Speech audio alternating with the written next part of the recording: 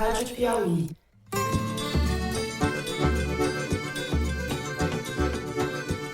Olá, sejam muito bem-vindos ao Foro de Teresina, o podcast de política da revista Piauí.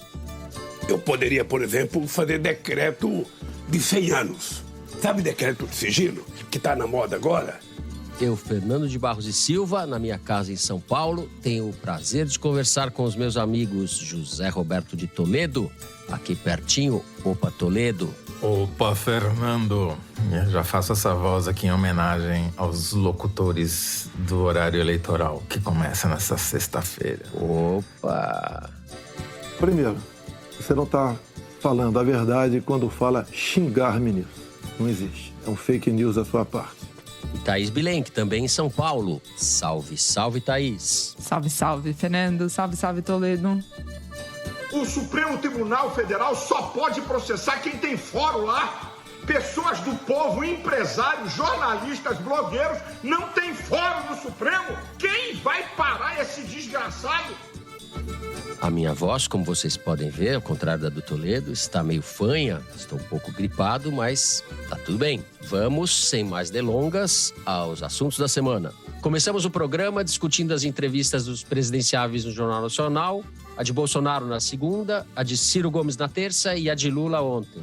Além do que foi dito pelos candidatos, vamos tratar da repercussão da guerra travada nas redes sociais, fazer, enfim, um balanço disso daí.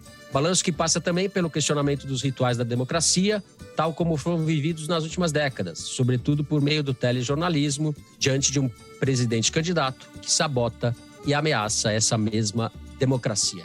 No segundo bloco, continuamos falando de eleições. Começa hoje, sexta-feira, dia 26 de agosto, a campanha eleitoral no rádio e na TV. Se Bolsonaro tinha apenas 8 segundos de propaganda na TV em 2018... quando disputava pelo então nanico PSL, agora no PL de Valdemar Costa Neto e coligado ao PP e aos republicanos, tutti buona gente del centrone, o presidente terá 2 minutos e 38 segundos na hora do almoço e o mesmo tempo à noite para defender o seu legado. Além disso, contará com mais de 200 inserções distribuídas pela programação das emissoras. Só Lula, com a maior coligação, terá mais tempo de exposição. 3 minutos e 39 segundos por bloco e 286 inserções. As redes sociais foram decisivas em 2018 e continuarão sendo estratégicas neste ano. Mas a TV, tudo indica, reassume agora um peso maior na disputa pelos votos. No terceiro bloco, o assunto é o cerco ao grupo de mercadores do golpe, também chamados de empresários bolsonaristas, que vinham usando o WhatsApp para debater e defender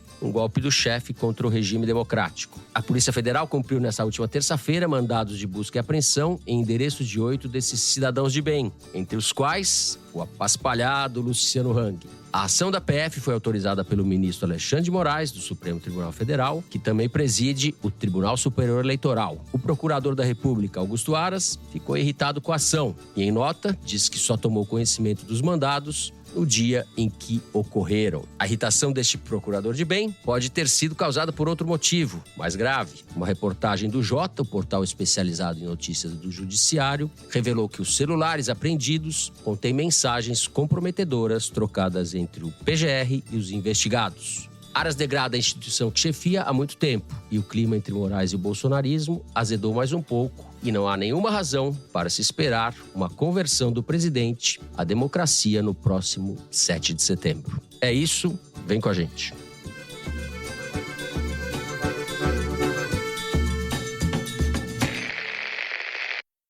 Muito bem, estamos gravando o primeiro bloco do programa A Quente, logo após a entrevista de Lula ao Jornal Nacional.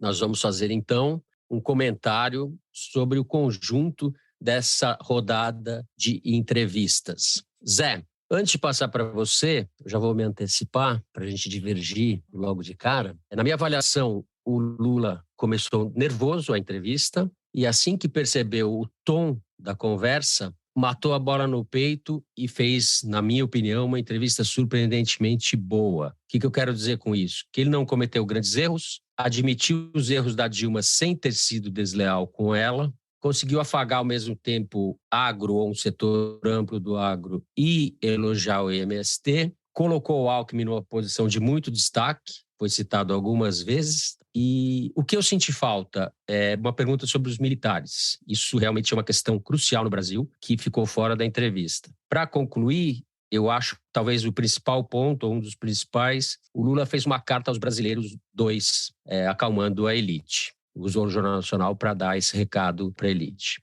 Encerro aqui a minha participação e passo a palavra para você.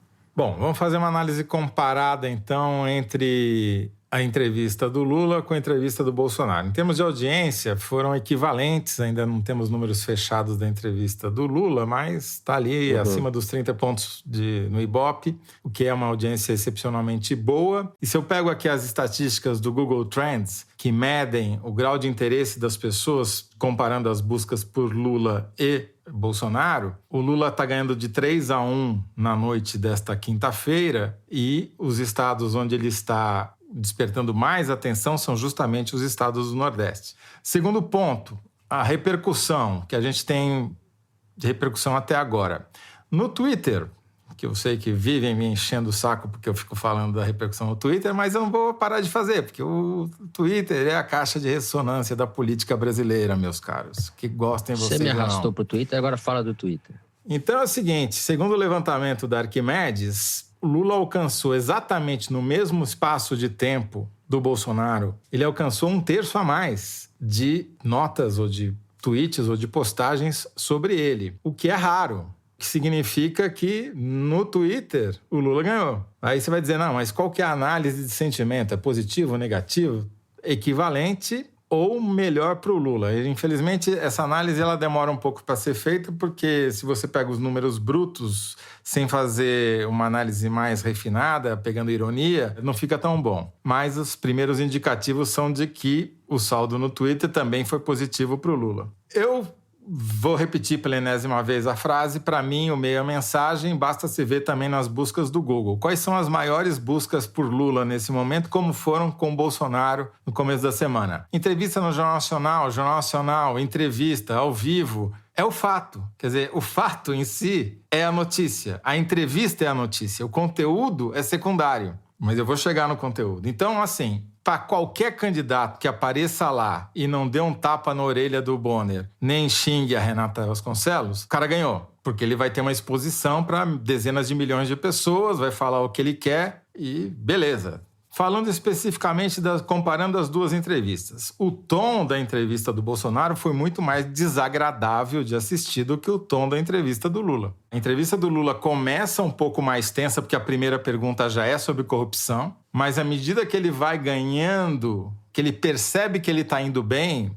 e vai dando aquele sorrisinho cínico, meio irônico no canto da boca, ele vai ganhando desenvoltura e daí abre aquele campo... Inclusive porque o Bonner fez um disclaimer dizendo que o senhor não deve nada à justiça. Então ele já começa respirando fundo, né? Isso eu achei fundamental. Essa abertura da Globo a gente sabe que não é inocente nem gratuita, né? A Globo fez questão de abrir a entrevista com o Lula dizendo que o STF havia anulado as condenações feitas pelas instâncias inferiores e pelo Sérgio Moro, por causa do comprometimento da parcialidade do Sérgio Moro. Ou seja, a Globo falou mal do Moro. Deixou o Moro num vácuo. Estava feliz no Twitter, dando recado para a Globo, etc. O Moro achando que era o Moro de 2018. Só complementando, eu acho que a Globo fez uma espécie de meia-culpa, né?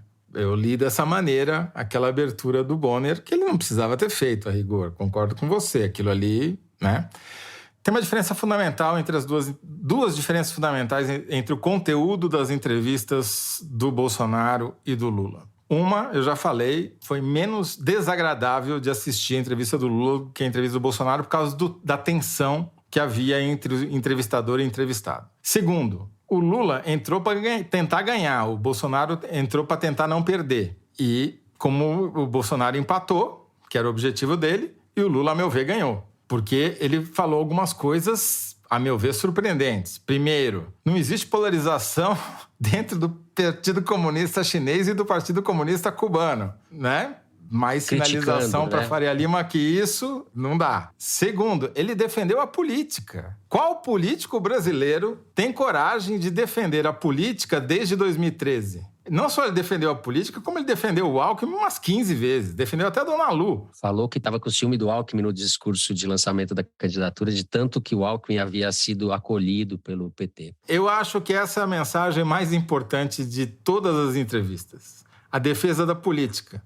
Porque a gente passou 10 anos dizendo que a política, desculpe o palavrão, era uma merda. Só que sem política a gente chega onde a gente chegou, no fundo do poço. Certo. Perfeito. Thaís Bilenque. Tem um outro aceno muito relevante do Lula, que é admitir que houve sim corrupção na Petrobras, né? E ele ainda dá um jeito de dizer, e a forma como o Ministério Público, não o Ministério Público inteiro como instituição, mas a Lava Jato em si, premiaram os corruptos ao não fazerem eles devolverem todo o dinheiro que tinha sido desviado. E eu acho que essa admissão de corrupção atinge um eleitorado que votou no Bolsonaro pelo antipetismo, pela pecha de corrupção que colou no PT e no Lula na eleição passada.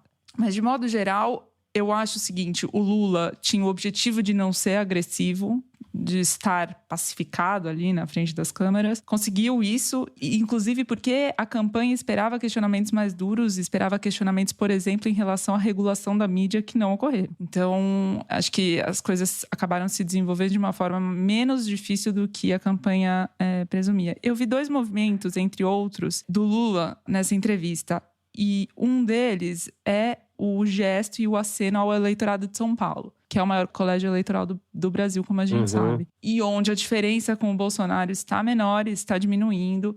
Então, quando ele elogia o Alckmin diversas vezes e fala que ele governou São Paulo, mas os outros 6 como vice do Covas, ele está querendo sinalizar para o público de São Paulo. E vejo também um gesto em relação ao eleitor mais pobre, que se informa sobretudo pela televisão, pela TV aberta, especialmente quando ele se despede da entrevista dizendo que não gosta da palavra governar, prefere a palavra cuidar, que é... É um mote do Alckmin esse. Cuidar das pessoas. Política é cuidar de gente. Exatamente.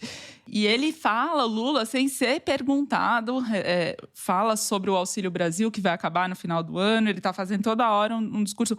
O povo vai voltar a fazer churrasquinho e tomar uma cervejinha no final de semana. Então eu vi a preocupação dele em se dirigir a esses 2 públicos, esses 2 grupos do eleitorado. E em relação ao Bolsonaro, eu assisti 3 vezes a entrevista do Bolsonaro e assisti uma vez a de 2018. Em relação a 2018, ele deu uma invernizada em 2022, colocou mais argumentos quando fala de economia, com mentiras, inclusive, mas ele deu uma encampada na posição dele como presidente da República. E eu acho que para quem assistiu o Bolsonaro com um olho na TV e um olho no fogão, ele pode ter passado um pouco essa mensagem de sou o presidente e estou no controle. Mas quem assiste com lupa, com atenção, percebe a agressividade está lá, mantida. Ele falou em cima da Renata, provocou o Bonner, dizendo que ele estimulava ele a ser ditador. Mentiu muitas vezes, agiu com má fé, distorcendo o que o Bonner estava dizendo lá ao vivo para ele, que ele não tinha xingado o ministro do Supremo, como se canalha não fosse um xingamento, enfim. Então, assim, depois do Lula, você percebe que a agressividade do Bolsonaro estava ali permanente, né? Foi uma entrevista muito mais tensa. Eu concordo com você, mas eu acho que em relação a 2018, o Bolsonaro de fato estava melhor, com muitas aspas, mas melhor dentro do que ele significa, melhor no desempenho, digamos assim, ou mais aparelhado para defender a sua agenda destruidora. Mas a mudança principal é da Globo. Eu acho que o ambiente de 18 e o ambiente atual são diferentes. A gente não sabe o que vai acontecer na eleição, mas eu acho que houve na Globo a discussão como lidar com o adversário da democracia, um sabotador da democracia, um extremista de direita desqualificado que é responsável por toda a sorte de atrocidades no país, pela perda de parâmetros da discussão pública. É isso que o Bolsonaro é. E acho que, de certa forma, a Globo deu a entender que está compreendendo isso. Em tese, a gente deveria falar também da entrevista do Ciro Gomes, que existiu. Só dá para dizer o seguinte, foi o ponto alto da campanha do Ciro, junto com Roda Viva ali, foi quando ele foi mais comentado, mas não muda nada. Não muda nada porque os outros 2 estão muito grandes e um está crescendo e o outro está resiliente. Uhum. Então... Thaís Bilenque, algum complemento sobre o Ciro ou encerramos? Encerramos. Nós vamos encerrar o primeiro bloco do programa por aqui. Fique aí que na sequência vamos continuar falando de eleição. A gente já volta.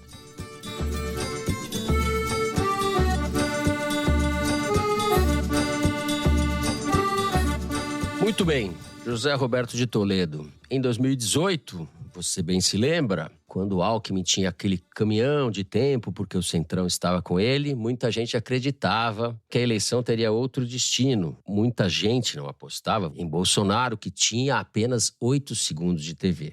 A configuração é muito diferente esse ano. Acho que a gente pode começar falando sobre isso, além do fato óbvio de que Bolsonaro é o incumbente, como se diz, né? Ele está no comando da máquina. Vamos a alguns números, que você preparou pra gente aí, para falar o que essa campanha tem de diferente da campanha que elegeu o Bolsonaro há 4 anos. Então, Fernando, eu fui rememorar o que aconteceu em 2018.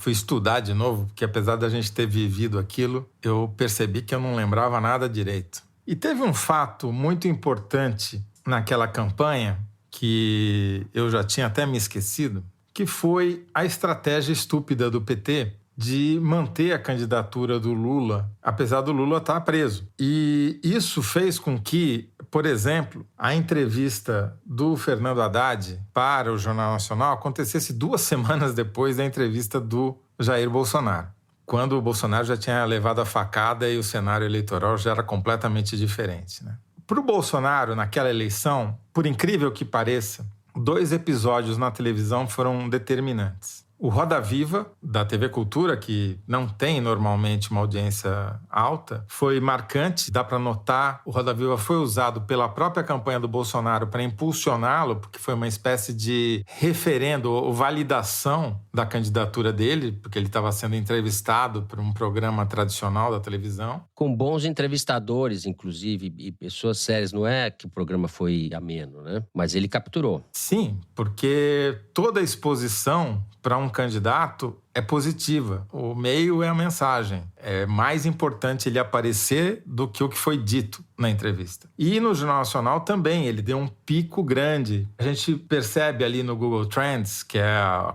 média quantidade de buscas feitas no Google por qualquer palavra, né? As buscas por Bolsonaro no dia 29 de agosto, dia seguinte à entrevista do Bolsonaro no Jornal Nacional, dão um salto. É o primeiro grande pico de interesse pelo Bolsonaro na campanha de 2018. Esse ano é completamente diferente, porque o Bolsonaro já é conhecido e bem conhecido por mais de 94% do eleitorado, segundo as pesquisas de opinião. Portanto, ele não precisa fazer o que ele precisava fazer em 2018, que era se apresentar, né? O que ele precisa é se projetar. Eu pergunto onde estão esses outros 6%. Sempre tem uma margem, né? Esses outros 6% que não conhecem o Bolsonaro. Estão passeando com o ministro astronauta. São 6 pessoas felizes. Eu não sei onde eles estão, mas eu posso te garantir que são 6% de pessoas felizes, né? Felizes.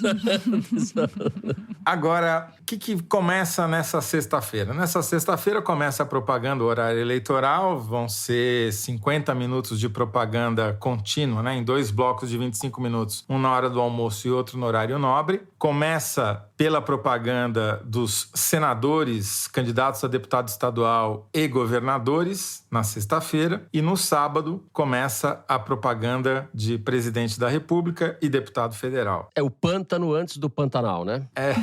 Temos o Bonner, depois o pântano, depois o Pantanal. É isso, né? Exatamente. Tá, a Dona Bruaca começa antes. Curiosidades. Para o Bolsonaro, os 40 minutos de Jornal Nacional equivalem a todo o tempo que ele terá o horário nobre da propaganda eleitoral. Nessa faixa do horário nobre, da noite, né, das 8h30 da noite, o Bolsonaro vai ter direito a 2 minutos e 38 segundos às terças, quintas e sábados, durante 15 programas. Se você soma isso, dá 40 minutos, que foi o tempo que ele teve no Jornal Nacional. Então, a comparação é muito grande. Pô, ele concentrou num dia a audiência que ele terá ao longo de mais de um mês. E para ele, essa proporção é maior do que para o Lula, porque como o Lula tem um tempo de televisão maior, 3 minutos e 39 segundos por programa, e o Bolsonaro 2,38, né? Exatamente. Então, proporcionalmente para o Lula, os 40 minutos no Jornal Nacional significam menos em comparação ao horário horário de propaganda. Uma outra curiosidade que vale a pena notar é que essa propaganda vai começar pelo Roberto Jefferson. O primeiro candidato a presidente da República que vai se apresentar no horário eleitoral é Roberto Jefferson, que está preso. E ele fará a sua propaganda desde sua casa, porque ele está em prisão domiciliar. Ele pode fazer campanha desde que não saia de casa. Realmente a democracia brasileira nos presenteia com pérolas inacreditáveis. Será que ele vai aparecer armado? De pijamas e fuzil. Se ele aparecer assim, a gente sabe quem deu a dica, né? Ai, que horror.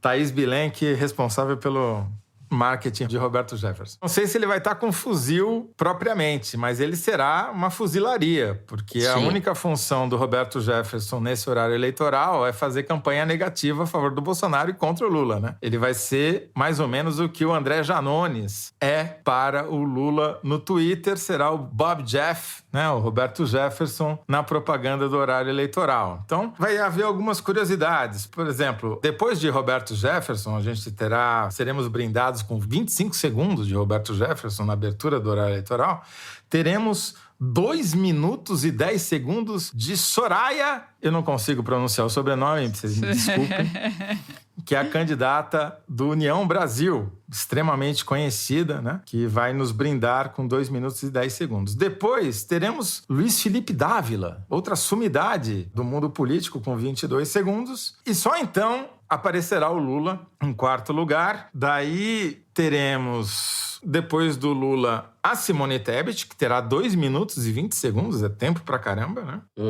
Só então entrará Jair Bolsonaro, que será sucedido por Ciro Gomes. Agora veja só, o Bolsonaro terá 2 minutos e 38 segundos e o Ciro terá 52 segundos. Quer dizer, a desvantagem é muito grande, apesar dele falar por último, né? De ter a última palavra, digamos assim. O que eu espero desse horário eleitoral? Eu espero que as candidaturas da chamada terceira via é a última chance que elas têm para sair do acostamento. Se, depois de 3 ou 4 programas, Simone Tebet e Ciro Gomes continuarem patinando ou andando de marcha ré, as suas candidaturas estarão com os dias contados, na minha opinião. Mas muito me surpreende que você ainda levante essa...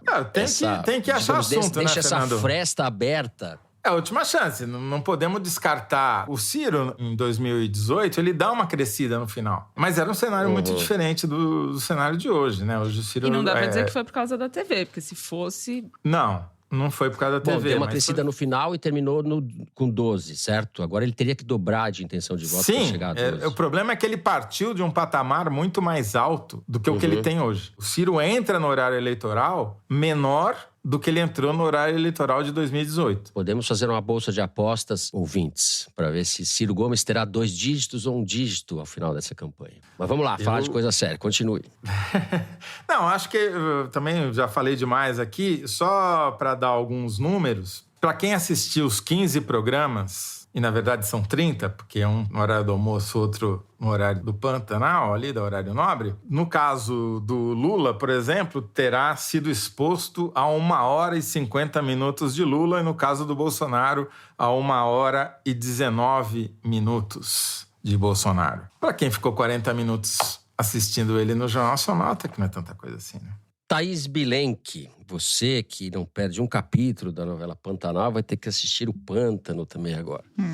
Opa. Qual é o seu destaque, Thaís Bilenque? Qual é o seu destaque? O que podemos esperar, ou não? Ou não? O que o Lula está preparando para essa campanha na televisão? É um programa em que não tem âncora. Não sei se os ouvintes lembram, mas muitas dessas propagandas de TV vêm com uma mulher negra, né, com um perfil de um tipo eleitor que a campanha quer atingir e tal. No caso do Lula, segundo eu apurei na campanha dele, ele próprio vai ser o âncora. O Alckmin vai ter algum espaço. A Janja não. A Janja que tem tido espaço nos palanques e nos comícios do Lula pelo país, segundo a campanha, não vai ter nenhuma participação, o que é diferente do que se espera da Michelle Bolsonaro na campanha do Bolsonaro.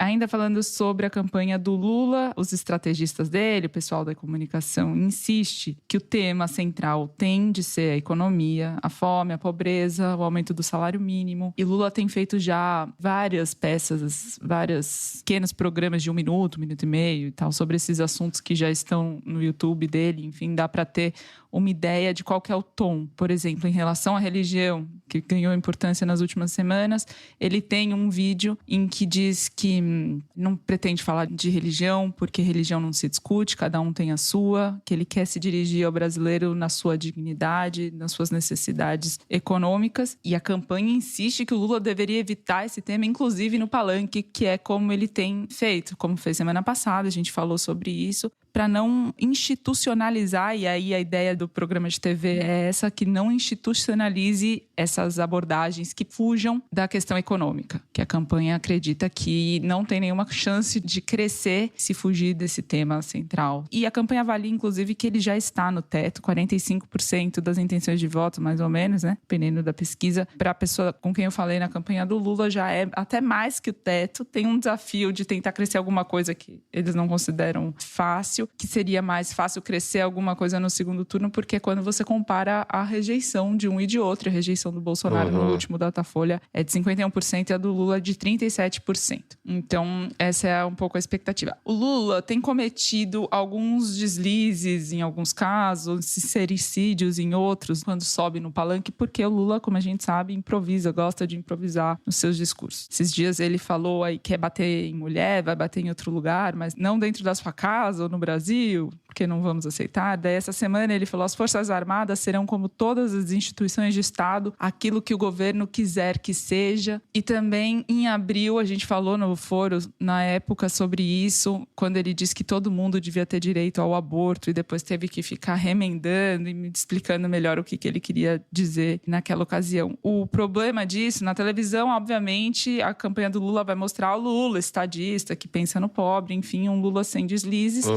Mas é desses deslizes que a campanha do Bolsonaro se aproveita. O que eles fazem é, como a gente sabe, e agora isso está se intensificando muito, pegar uma frase, um pedacinho de uma frase picotada que tem algum problema e metralha nas redes sociais e faz isso chegar em quem mais se afeta pelo conteúdo dessa mensagem. Eu conversei com gente que estuda a comunicação do Bolsonaro e a aposta é que ele vai ter 3 frentes de comunicação a partir do começo do horário eleitoral, bem distintos um do outro. Então, primeiro na televisão, vai procurar falar mais do que ele fez no governo, as obras, o Auxílio Brasil, enfim, e botar a culpa, como fez também no Jornal Nacional, naquilo que ele não fez porque os outros não deixaram. A pandemia, a mídia, a guerra na Ucrânia, enfim. Nas redes sociais oficiais, é aquele tom mais provocativo, lacrador, provoca a Anitta e tal, mas também mostrando os feitos do governo, com uma linguagem um pouco menos tradicional. E aí, o que pega mesmo e que tem pegado muito é a campanha B,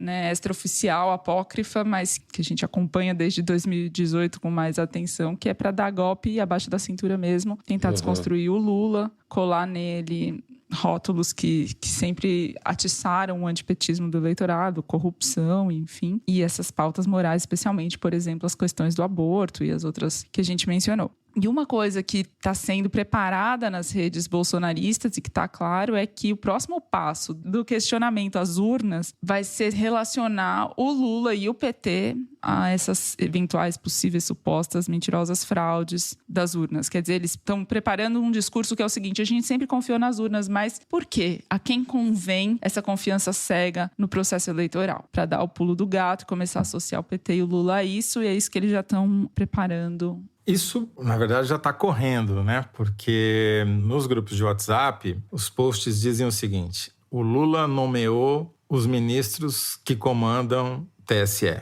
E, por isso, eles nunca vão julgar nada contra o Lula. Por isso, a justiça eleitoral não é a justiça do Bolsonaro, é a justiça pró-Lula, e esses são os inimigos, né? Que é aquela mensagem que você leu semana passada, que tinha sido a top fake da semana, relacionando o Alexandre de Moraes ao Alckmin e, portanto, ao Lula, né? Isso que a Thaís falou é muito importante. Quer dizer, a campanha do Lula, ela já parte do teto. Então, é uma campanha para não perder, não é uma campanha para ganhar. A única chance do Lula ganhar alguma coisa, além do que ele já tem, Bom, deixando claro, o Lula é favorito, tá na frente, bababá, isso a gente já sabe, né? Eu tô tentando acrescentar alguma coisa que a gente não sabe ou que é dúvida. A única chance disso acontecer é as outras candidaturas, e não será a do Bolsonaro, se desmilinguirem. É a candidatura do Ciro e da Simone Tebet, principalmente, perderem a intenção de voto e, em parte, migrarem para o Lula. E eu acho que isso só acontece se o Bolsonaro esticar de tal maneira a corda de que a campanha ficar tão violenta, tão desagradável, que uma parte do eleitorado fala, não aguento mais, eu não vou querer passar por isso de novo no segundo turno, vou votar agora para acabar com esse negócio. Daí uma parte vota no Lula e, eventualmente, ele cresce o que precisa crescer para liquidar a fatura no primeiro turno. Tirando esse cenário, me parece muito, muito difícil que o Lula ganhe. Agora, é esperado, em qualquer campanha eleitoral, que o governante, o incumbente, ganhe pontos ao longo do horário eleitoral gratuito. Sim, isso é o que acontece quase sempre. Como é o governo Bolsonaro, a gente sempre fica com o pé atrás de falar, acontece quase sempre, vai acontecer de novo, porque o governo Bolsonaro é muito peculiar, mas eu também concordo com você. Do ponto de vista do Bolsonaro, o que está em jogo é aumentar a rejeição do Lula, eles vão bater muito nisso, como vocês mesmos detalharam aí, e conquistar o cartão de embarque para o segundo turno. Acho que esse é o objetivo dele, ele está perto disso. E nas últimas semanas, a tendência do que você, há algumas semanas já vem falando isso, que ele vem crescendo de maneira discreta, mas consistente. Um outro fato que eu acho que é importante ressaltar é o seguinte, até a campanha de 2014, a regra de ouro das eleições, e não era só no Brasil, é que uma eleição tem dois tipos. Ou é uma eleição de permanência, de continuidade, ou é uma eleição de mudança. Em 2014, era uma eleição de mudança. As pessoas queriam mudança, vamos lembrar. Víamos das manifestações de junho de 2013, não é que estava todo mundo feliz e contente, né? Uhum. E o Aécio Neves conseguiu fazer a pior campanha da história da humanidade e perdeu uma eleição de mudança, sendo ele o principal candidato da oposição. A campanha da Dilma, o slogan era Muda Mais. Uma campanha de continuidade, com esse slogan, ganhou. Ou seja, a incompetência do Aécio, que depois não reconheceu o resultado, ou seja, não quis reconhecer a própria incompetência. E aí abriu a caixa de Pandora, na qual nós nunca mais saímos. Então, essa regra acabou em 2014. Pelo menos ela foi a exceção que a confirmava ou aconteceu. Dessa vez, é uma eleição de mudança de novo. A maioria das pessoas não está satisfeita com a situação do país, acha que o país está na direção errada, acha que a situação econômica piorou. Enfim, é tudo para a oposição ganhar. Mas, como já aconteceu em 2014, Sim. Não dá para descartar que a zebra volte a se repetir. Você me fez lembrar do slogan do José Serra em 2002, quando Fernando Henrique terminou o mandato e o Lula ganhou. O slogan do Serra era continuidade sem continuismo. É a cara do Serra, né? Aquela coisa... muito. Porque ele tinha que falar que era continuidade de Fernando Henrique, mas ele sabia que as pessoas queriam mudança. Então era continuidade sem continuismo. Muito sexy esse slogan. Slogan sexy como o Serra, não deu certo. O Fernando Henrique foi escondido na campanha, né? Ele não... Era uma não presença. Sim.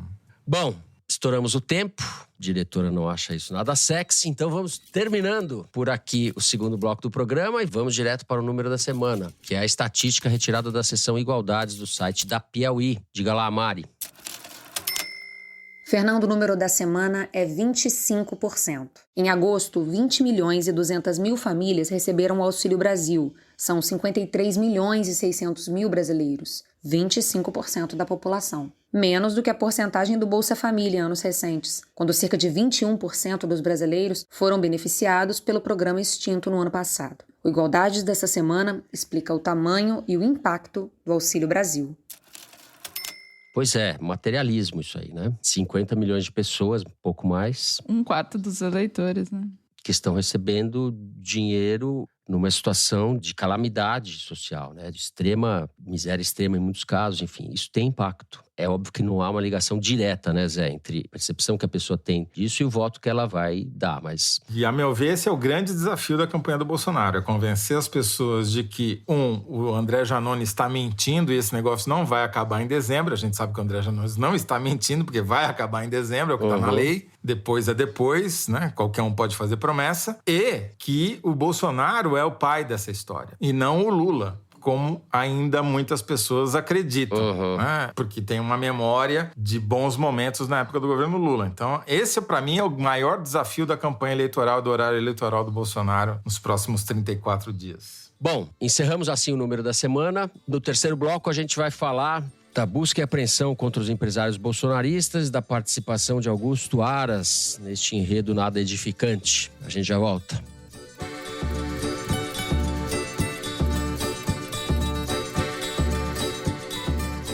Muito bem, Thaís Bilenque, a decisão do ministro Alexandre de Moraes ao autorizar as buscas contra os empresários que estavam aprontando no WhatsApp, esse grupo de empresários bolsonaristas, elevou muito a temperatura. Isso seja um clichê falar isso, elevou a temperatura, mas é disso que se trata. As tensões que alguns analistas se precipitaram em dizer que haviam sido rebaixadas, etc. E muitas pessoas citaram uma atitude do Bolsonaro mais, digamos assim, uma bandeira branca no Jornal Nacional. Não concordo com nada disso, mas isso parece velho já a essa altura dos acontecimentos, certo? Com o andamento dessa semana e os desdobramentos aí dessa operação. Vamos deixar Augusto Aras para um segundo momento. Talvez você possa começar comentando o impacto disso na relação entre a presidência da República e o Supremo, o Alexandre de Moraes. Sim, Fernando, sua colocação é bem precisa, porque exatamente o que eu ouvi de gente que estava com o Bolsonaro quando saiu a notícia da operação contra os empresários bolsonaristas é que o Alexandre de Moraes pode ter dado o combustível que o Bolsonaro precisava para incendiar o 7 de setembro com a retórica golpista. Eu conversei com uma pessoa que estava naquele almoço do Grupo Esfera Brasil, em São Paulo, na semana passada, e com um membro do Ministério Público. E de ambos, embora não bolsonaristas, o que sobressai é a crítica aos métodos do Alexandre de Moraes. E em relação aos empresários, inclusive o Bolsonaro, que estava em Belo Horizonte na quarta-feira, já foi provocando, falando, cadê o pessoal da cartinha? Porque os métodos do Alexandre de Moraes são questionáveis e têm sido muito questionáveis. A Associação Comercial do Rio de Janeiro, por exemplo, soltou uma nota dizendo que a operação tinha sido absolutamente irrazoável. Tem uma outra carta com quase 2.000 advogados assinando um protesto contra os métodos do Alexandre de Moraes e, segundo me disseram, tem articulações para outras reações de classe do tipo. O que ele fez foi... Bom, vamos explicar qual que é a origem dos questionamentos. O Alexandre de Moraes atendeu um pedido da Polícia Federal de fazer as buscas contra esses empresários bolsonaristas e, depois de ter acatado esse pedido da Polícia Federal, ele informou a Procuradoria-Geral da República na segunda-feira, mas já tinha decidido que autorizaria. E na terça-feira, a Polícia Federal foi para a rua. O que o Ministério Público e a PGR alegam? Que eles deveriam ter sido consultados antes da decisão do Alexandre de Moraes. Não importa que tenha sido antes da operação em si, mas que o Moraes não respeitou o devido processo legal por não ter considerado a opinião da PGR para tomar a sua decisão. O Supremo Tribunal Federal, que eu consultei, diz que isso não era obrigatório, que é a praxe, mas que não era obrigatório, e que o Moraes tem absoluto apoio de 9 dos 11 ministros, né? Salvo pelo Cássio Nunes e o André Mendonça, os bolsonaristas do Supremo, os demais apoiam e veem que o Moraes tem tentado tomar medidas cautelares, né? Preventivas, aos ataques à democracia que o Bolsonaro promove. O problema é que, com isso, o Moraes aumenta a pressão sobre ele para mostrar se ele embasou a decisão dele somente nas mensagens de WhatsApp que o portal Metrópolis revelou com conspirações golpistas desses empresários num grupo privado, ou se tinha mais elementos para decidir fazer essas buscas. Mais elementos do tipo indícios ou provas de que eles financiaram coisas pelo WhatsApp, etc. Que eles tomaram, além do discurso, da conversa que ali se travava, eles teriam feito mais do que isso, certo? Coisas concretas e legais.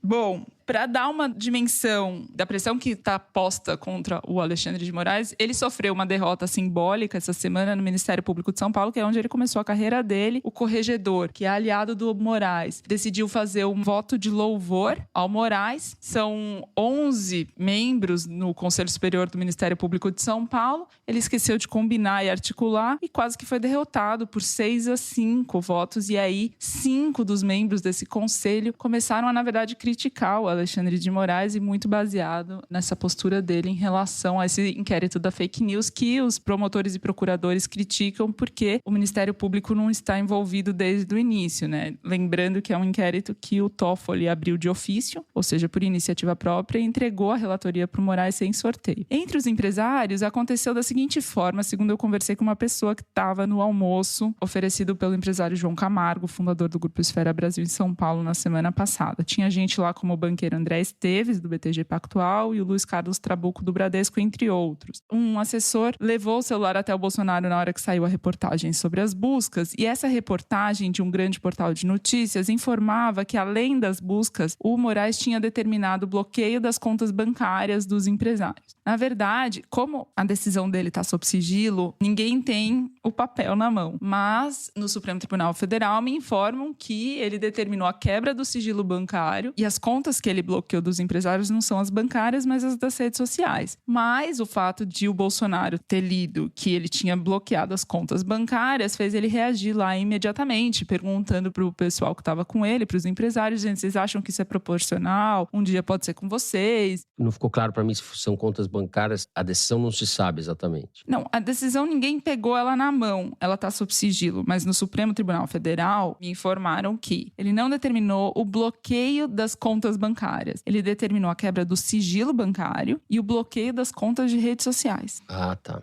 De qualquer forma, a quebra do sigilo bancário não é uma coisa trivial, certo? Exatamente, não é uma coisa trivial. Não só o Bolsonaro reagiu, como o próprio João Camargo, o anfitrião do almoço, também saiu em defesa do Meyer Nigre, da Tecnisa, e do José Isaac Pérez, da administradora de shoppings Multiplan, porque ambos são frequentadores dos eventos do Grupo Esfera, empresários bem relacionados e conhecidos de todos ali. Enfim, acabaram saindo em defesa dele. Os empresários passaram a discutir, a partir dessa notícia da busca, que se o Lula foi inocentado porque as provas contra ele na Lava Jato foram anuladas por um entendimento do Supremo de que o Moro não tinha respeitado o devido processo legal, fica difícil, então, defender o Moraes, porque ele está, de alguma forma, também desrespeitando o devido processo legal.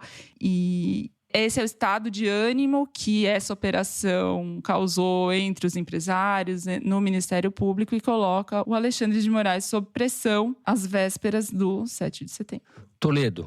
Bom, duas reações corporativas, né? Os empresários estão pensando nas suas contas, sejam bancárias, sejam nas mídias sociais, e o Ministério Público, e não acredito que seja todo ele, mas parte, tipo, bolsonaristas na linha da Tameia Danelon, que fez um fio no Twitter defendendo o Bolsonaro, os bolsonaristas, os empresários atacando o Alexandre de Moraes. O que nós temos de concreto? No Twitter, a turma do Bolsonaro cumpriu a ordem que ele deu, que foi defendam-se. Então, obviamente, os empresários, os 8 que estavam ali pregando um golpe de Estado, não vamos esquecer disso, não puderam se manifestar, mas toda a matilha bolsonarista veio atrás em defesa dos empresários. Vamos lembrar também que o Ministério Público tem um procurador-geral da República que não procura. Então, ele também não segue o processo legal, né? Porque a função dele é investigar. E a última coisa que ele faz é fazer isso. Acho que também vale mencionar que, embora no Twitter a reação tenha sido majoritariamente negativa à ação da Polícia Federal, essa ação está baseada num inquérito. É um inquérito de prateleira, é verdade, que o Alexandre de Moraes deixa ali para usar toda vez que ele precisa se voltar contra essas milícias digitais. Sim. Mas tem um inquérito. Não existe uma ilegalidade. Se tem um inquérito, você pode determinar ações dentro desse inquérito, né? Se são justas ou não é outra discussão, mas do ponto de vista formal, formalmente está ok. E os adversários não jogam exatamente pelas regras do jogo, né? Tem uma curiosidade muito interessante que o pessoal da Palver, que faz o monitoramento dos 14 mil grupos de WhatsApp, inclusive para o Tribunal Superior Eleitoral, que identificou, foi o seguinte: havia uma tendência, a tendência sobre a mobilização do 7 de setembro, pelo menos no WhatsApp, era de queda. Estava com dificuldade, o bolsonarismo estava com dificuldade de chamar para essa manifestação do 7, não conseguia empolgar. E claramente dá para ver aqui, dia a dia, logo imediatamente antes da operação da Polícia Federal, havia um crescimento das chamadas em relação a essa manifestação. E, curiosamente, No dia seguinte, a operação da Polícia Federal despenca essa mobilização. Alguma coisa aconteceu, né? Alguém deixou de fazer alguma coisa depois que a Polícia Federal foi lá nos escritórios e casas desses 8 empresários. Não dá para estabelecer uma relação de causa e efeito, mas a coincidência chama muito a atenção, porque não é uma queda qualquer, é uma queda que anulou todo o crescimento dos dias anteriores, né? Perfeito. Então, eu não sei se o Alexandre de Moraes sabia o que ele sabia, o que ele não sabia quando mandou fazer essa operação, mas o efeito para mim está claro. Agora, é óbvio que isso dá munição para quem ataca os procedimentos do Alexandre de Moraes, que estão longe de ser ortodoxos na condução desses inquéritos. Mas também não são ortodoxos a maneira como o bolsonarismo trata a democracia. Vamos lembrar, se tratava de um golpe de Estado em discussão ali. Nego discutindo, vamos dar uma grana para os nossos funcionários votarem no Bolsonaro. Até que iam falar, não, aí já é demais, aí é compra de voto. Quer dizer, é esse o nível da discussão, né? Só para deixar claro também, porque pode deixar uma leitura enviesada. O que eu apurei, que eu trouxe aqui, é que a unanimidade que o Alexandre de Moraes colheu na posse dele na presidência do TSE na semana passada foi muito simbólica e forte naquele momento, mas não é que aquilo lá simbolize a opinião pública e todos os atores de poder, né? O que eu quero dizer é que existem várias frentes de contestação à atuação dele, sejam elas legítimas ou não. Não estou entrando nesse mérito, Toledo explicou perfeitamente isso. Mas a unanimidade ali daquela cerimônia ficou ali naquela cerimônia. Você citou o 7 de setembro, Toledo também, e eu vejo aqui enquanto gravamos uma notícia da Mônica Bergamo na Folha de São Paulo sobre um vídeo do Silas Malafaia chamando o Alexandre de Moraes de desgraçado e dizendo que vai participar do 7 de setembro e dando um tom para o que pode ser esse 7 de setembro. Enfim, a gente vai voltar para um ambiente muito envenenado, muito explosivo. O Bolsonaro convocou os tratores também para Brasília. Além do desfile daqueles carros que você gosta, Zé, dos militares, que solta fumacinha, vai ter desfile de trator também, para mostrar a pujança do agro. Na verdade, um ano atrás, no 7 de setembro de 2021, o temor dos ministros é que um trator ou um caminhão destruísse a sede do Supremo Tribunal Federal, Tribunal Superior Eleitoral. É nesse nível que está a discussão. Então, quando o cara chama trator para Brasília, ele não quer mostrar a pujança do agro, até porque não é com trator que se faz a pujança do agro, né? E não é à toa que o Alexandre de Moraes se reuniu com 23 comandantes de polícia militar, uma coisa inédita, às vésperas da eleição, exatamente para ter controle sobre esses tratores e caminhões. Agora, só para dar um dado também de análise, que corrobora o que você falou, Thaís, na verdade, nunca houve unanimidade em relação a Alexandre de Moraes, né? Ele teve um pico de apoios quando fez aquele discurso para a democracia na sua posse no Tribunal Superior Eleitoral, como presidente, mas o pico que ele atingiu no WhatsApp, segundo a Palver, agora, quarta-feira, foi maior do que o da posse, e é um pico de posts negativos contra o Alexandre de Moraes. Então, ele está enfrentando, ele não está fazendo isso para ficar popular. O Bolsonaro tem 30% do eleitorado e as pessoas que votam no Bolsonaro, ou muitas delas, não gostam do Alexandre de Moraes. Então, unanimidade não há. Mas houve naquele momento um apoio muito abrangente, né, a ele. E vale dizer o seguinte, o PT e a campanha do Lula não entraram nesse assunto, porque, obviamente, para eles é bola dividida, né? Porque eles fizeram campanha contra a justiça durante todo o período que o Lula estava preso, né? Por isso também que a repercussão no Twitter foi mais negativa do que positiva, porque a oposição ignorou. Muito bem. Devo encerrar, né, diretora? Terceiro bloco. Essa discussão seria interminável. A gente poderia ficar aqui até o 7 de setembro no ar. Bom, aguenta aí que daqui a pouco tem Kinder Ovo. A gente já volta.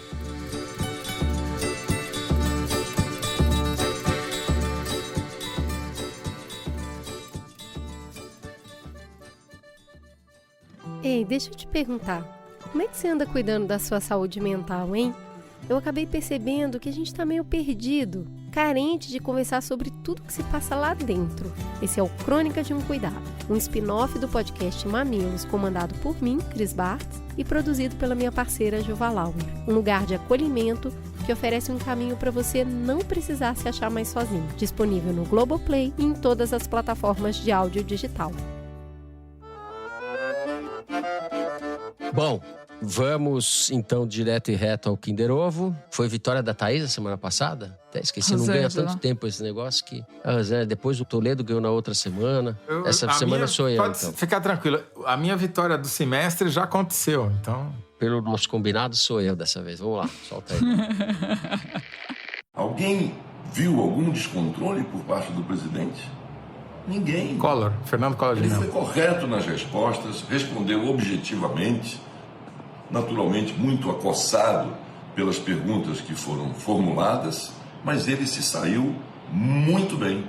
Se saiu, deu as explicações necessárias, transmitiu tranquilidade e segurança de uma candidatura que está avançando e que vai chegar à vitória. Fernando Collor de Mello, acertou Toledo, senador pelo PTB de Alagoas, ex-presidente da República, empichado em 1992, eleito em 89, empichado em 92. Só eu e o Zé estávamos vivos, a Thaís ainda nem tinha nascido nessa época. Só para lembrar que o Fernando Collor é candidato a governador em Alagoas com o apoio do Bolsonaro e o vice dele é do PL do Bolsonaro. Ele é do partido do Roberto Jefferson, né?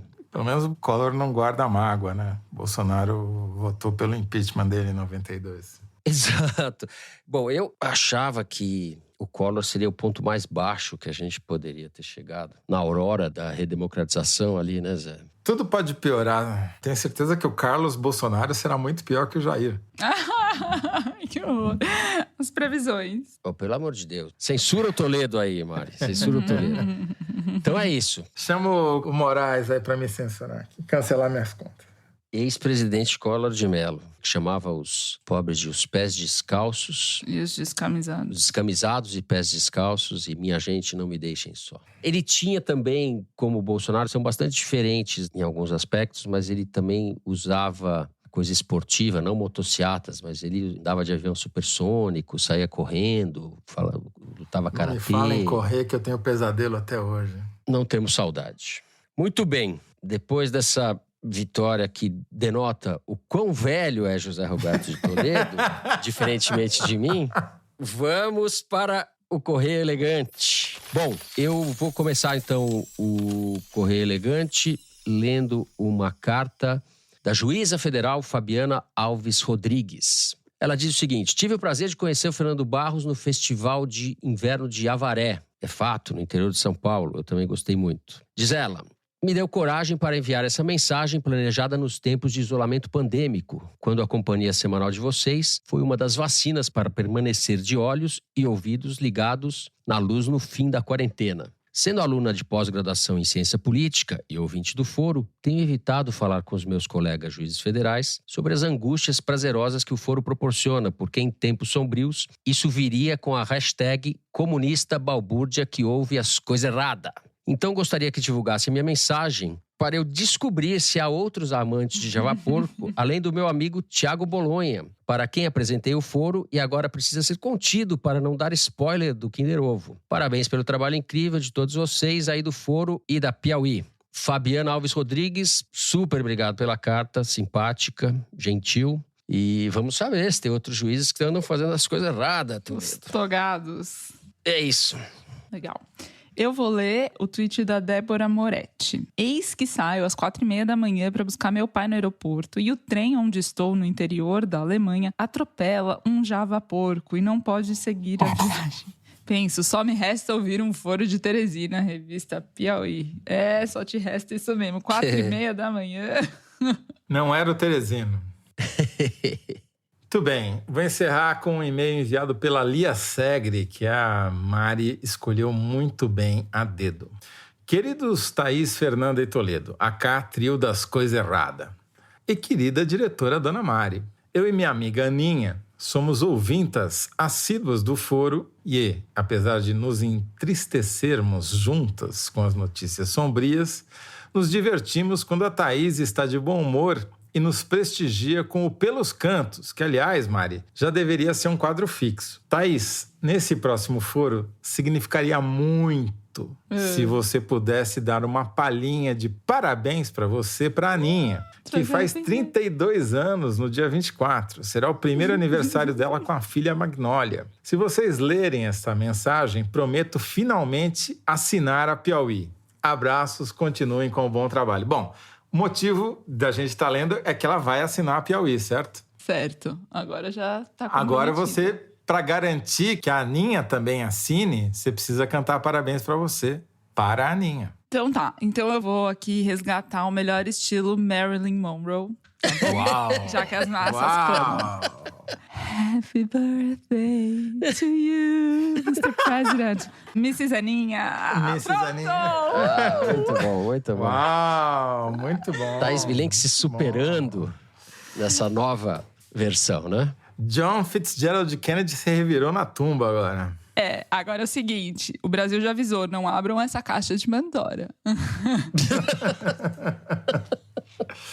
Mas você saiu bem, viu? Eu digo pra você mesmo, você sabe que eu sou seu amigo, que eu falo que ainda bem que você é jornalista, que não precisou ser cantora pra... Não, mas ficou boa essa. Não, ficou bom, ficou bom. Ficou. Até meu filho, que ama as nossas cantorias, hoje em dia eu falo, posso cantar? Ele fala, não.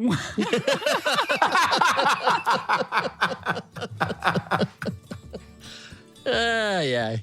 Bom, vamos terminando assim o programa de hoje. Se você gostou, não deixa de seguir, dar 5 stars no Spotify, seguir no Apple Podcast, na Amazon Music, favoritar no Deezer, se inscrever no Google Podcast, no Cashbox ou no YouTube. Um dia eu vou ler isso sem ter que ler, viu, Mário? Um dia eu vou falar todas essas coisas sem ter que ler. Assim você fica sabendo das novidades, dos episódios especiais e das edições extras. O Foro de Teresina é uma produção da Rádio Novelo para a revista Piauí, com a coordenação geral da Paula Scarpim. A direção é da Mari Faria, a produção é do Marcos Amoroso. O apoio de produção é da Cláudia Holanda, a edição é da Natália Silva e do Thiago Picado. Finalização e a mixagem são do João Jabassi, que também é o intérprete da nossa melodia tema, composta por Vânia Salles e Beto Boreno. A Mari Faria também edita os vídeos do Foro Privilegiado, teaser que vai ao ar nas redes da Piauí. A nossa coordenação digital é feita pela Juliana Jäger e pela Fecris Vasconcelos. A checagem do programa é do João Felipe Carvalho e a ilustração no site do Fernando Carval. O Foro foi gravado nas nossas casas e eu me despeço assim dos meus amigos, José Roberto de Toledo, o rei do Kinder Ovo. Tchau, Toledo. Eu tô fugindo da média aqui. Vai ter que fazer uma regressão à média depois. Perder todos os próximos Kinder Ovos pelos próximos 6 meses. Tchau. Thaís Bilenque, Daniela Mercury, que se cuide. Tchau, Thaís. Fernanda. Tchau, Toledo. Tchau, gente. É isso, gente. Boa semana a todos e até a semana que vem.